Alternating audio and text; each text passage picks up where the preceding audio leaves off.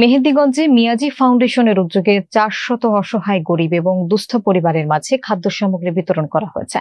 আল নূর I হাসপাতাল বাংলাদেশ এবং দাতা আবু খালেদের অর্থায়নে এই সহায়তা কার্যক্রম বাস্তবায়ন হয় বাংলাদেশ খাদ্য ঝুড়ি বিতরণ প্রকল্প এর আওতায়। বিস্তারিত দেখুন ইউসুফ আলী সৈকতের তথ্যচিত্রে।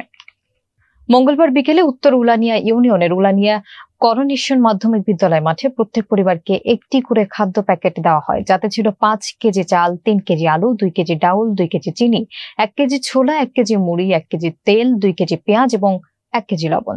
উক্ত অনুষ্ঠানটি উদ্বোধন করেন মিয়াজি ফাউন্ডেশনের চেয়ারম্যান মোহাম্মদ কামরুল হাসান। অনুষ্ঠানে আরো উপস্থিত ছিলেন জামাত নেতা মাওলানা শহীদুল ইসলাম, মাওলানা নুরুল ইসলাম, মোহাম্মদ মুজাহিদুল ইসলাম, মাওলানা নুরে রাব্বি, হাফেজ রফিকুল ইসলাম, প্রধান শিক্ষক হিলাল উদ্দিন সহ আরো অনেকে। বক্তারা সংগঠনের মহতী উদ্যোগের প্রশংসা করে একটি চক্ষু হাসপাতাল স্থাপনের দাবি জানিয়েছেন। উপকারভোগীদের মুখে ছিল তৃপ্তির হাসি।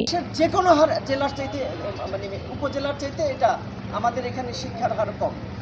এরকম করে কর্মহীনতা, বেকারত্বের কথা যদি বলি, তাও এই মেহেন্দিগঞ্জ হলো, সে এখনো 4 কোটি মানুষ আছে যারা প্রতিদিন 100 টাকার বেশি আয় করতে।